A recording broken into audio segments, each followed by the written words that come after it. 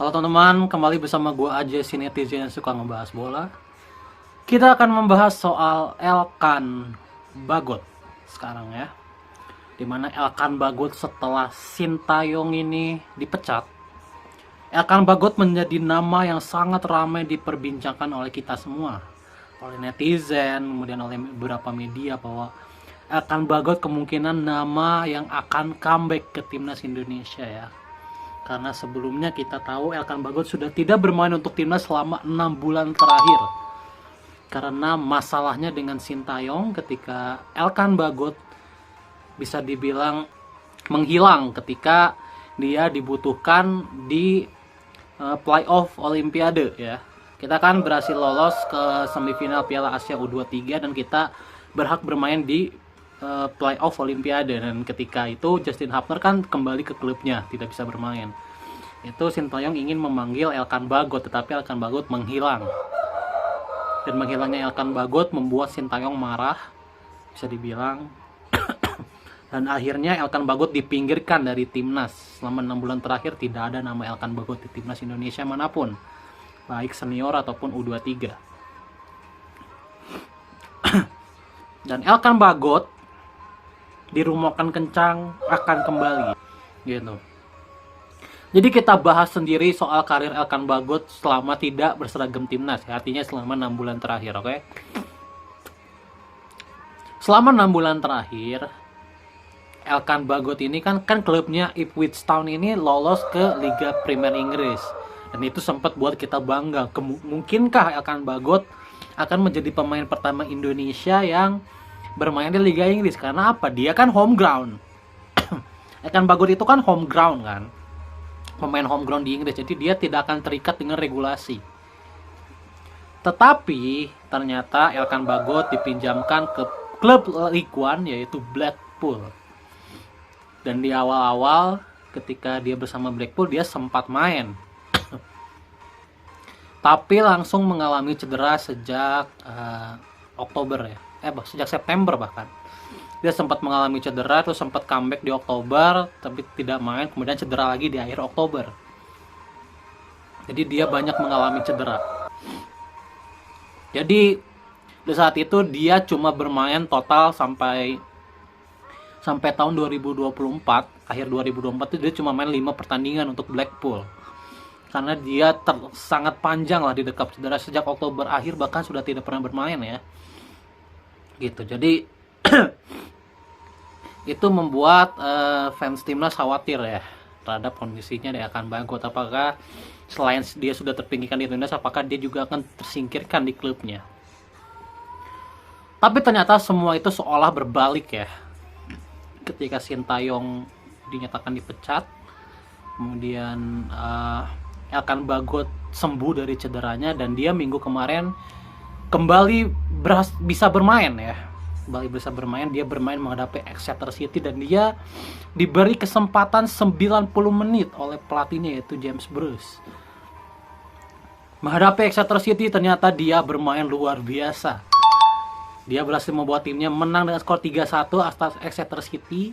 By the way, Exeter City ini adalah tim yang dilawan Marcelino ketika Marcelino debut di FA Cup. Jadi Exeter City ini sudah melawan 2 pemain timnas Indonesia. Pertama Marcelino, dan kedua adalah Elkan Bagot. Elkan Bagot berhasil membawa Blackpool menang dengan skor 3-1 menghadapi Exeter City, dan membuat Blackpool menjauh dari zona degradasi ya. Ini hasil yang sangat baik untuk Blackpoolnya itu sendiri ya. Karena penampilan impresifnya ketika comeback kemarin menghadapi Exeter City, dia kembali dimainkan full kemarin menghadapi Lincoln City. Dan lagi-lagi Elkan Bagot bermain impresif dan berhasil membawa Blackpool meraih kemenangan keduanya secara beruntun. Bukan hanya meraih kemenangan, Elkan Bagot pun mencatatkan assist di pertandingan tersebut. Ini menjadi bursa panas ya, dimana nama Elkan Bagot kembali ramai lagi kita perbincangkan. Luar biasa ya. nama Elkan Bagot kembali ramai lagi kita perbincangkan. Akankah di bulan Maret Elkan Bagot akan comeback setelah 6 bulan terakhir terpinggirkan di timnas? Itu saja, ini hasil yang luar biasa ya untuk Elkan Bagotnya sendiri, karena kita tahu dulu Elkan Bagot itu adalah andalan di timnas sejak era Piala AFF dan kemudian maju ke kualifikasi Piala Asia. Mungkin ya Elkan Bagot ini kan adalah sebenarnya di timnas dia sudah sangat berpengalaman ya. Dia sudah bermain sekitaran 20-an pertandingan, sudah banyak sebenarnya capsnya dia. Di usia masih 22 tahun, sekarang 22 tahun usia dia kan. Dia sudah bermain puluhan caps untuk timnas Indonesia. Dan prestasi terbaiknya so far adalah dia berhasil meloloskan timnas Indonesia ke 16 besar Piala Asia. Dan sebelumnya dia berhasil meloloskan, ini mungkin yang paling heroik ya, dia berhasil meloloskan timnas Indonesia ke Piala Asia 2023. Ketika itu dia bermain menghadapi Kuwait. Menghadapi Kuwait di pertandingan yang bisa dibilang paling menentukan, dia berhasil membuat timnas ini menang dengan skor 2-1. Jadi itu adalah prestasi terbaik seorang Elkan Bagot di timnas Indonesia. Padahal bisa aja ya ketika Olimpiade, kalau misalnya dia datang kemudian Indonesia lolos, itu akan menjadi prestasi terbaiknya sebenarnya. Tapi sayang sekali ya kita tidak tahu apa masalahnya. Intinya Sintayong dan Elkan Bagot berseteru. PSSI pun katanya sudah berusaha, tapi ya namanya manusia punya ego lah ya, jadi mungkin mereka berdua ego ya, sehingga ya sekarang semua sudah reset teman-teman, semua sudah reset. Patrick sekarang kan komandonya sudah baru, kepalanya udah baru, pelatihnya sudah baru, jadi nama-nama yang sempat tersingkirkan kayak Elkan Bagot, Sadil Ramdhani, Rame Rumakik, Mark Klok gitu ya, nama-nama yang sempat tersingkirkan di era Sintayong mungkin akan bisa dipertimbangkan oleh Patrick Kluivert, tergantung dari apakah pemain ini perform di klub atau tidak. Karena Patrick Kluivert sudah memberi ultimatum bahwa pemain yang akan dia gunakan adalah pemain-pemain yang perform di klub, pemain-pemain yang punya banyak pertandingan di klub.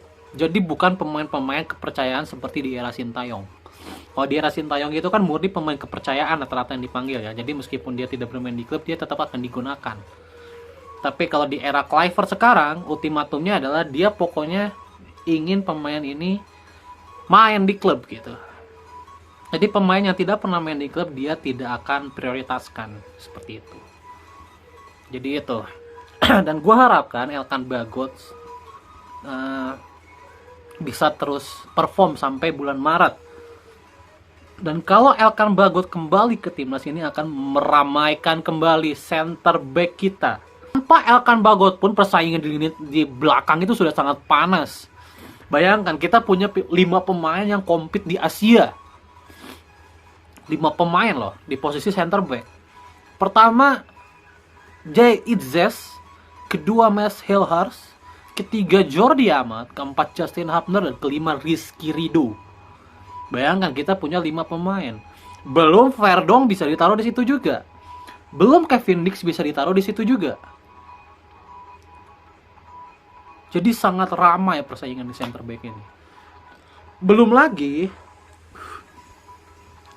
Kluivert ini signatur posisinya cuma menggunakan 2 center back. Dan kalau kita bicara 2 center back ya pasti kita nggak usah ragu ya, nama yang paling bisa digunakan adalah pasti Jay Itzes dan Mes Hilhers. Ya kan, karena mereka ada di level yang berbeda dengan pemain lainnya, kedua pemain itu. Ya kan, Jay Itzes dan Mes Hilhers. Jadi kita tunggu apakah ada racikan baru di mana mungkin Jordi Amat dan Justin Hubner ini bisa bermain juga sebagai gelandang kan. Jadi kita kekurangan pemain di posisi gelandang. Jadi mungkinkah Jordi Amat atau Justin Hubner bisa mengisi posisi gelandang? Belum kalau Mark Klok comeback, Jairo datang. Wah, berarti pos lini tengah juga akan menjadi sengit gitu ya. Kalau misalkan Jordi Amat, kita tahu Jordi Amat juga bisa main sebagai gelandang kan. Misal Jordi Amat sebagai gelandang, Marco comeback, Jairo datang, 3 pemain ditambah ada Jenner, ada Haye, ada Nathan Joon, 6 pemain di posisi gelandang. Gitu. Jadi akan sangat ramai sekali juga persaingan di lini tengah. Gitu. Jadi we'll see ya apa yang akan dilakukan oleh tim pelatih Indonesia ke depannya dengan sekarang kehadiran Elkan Bagot. Oke.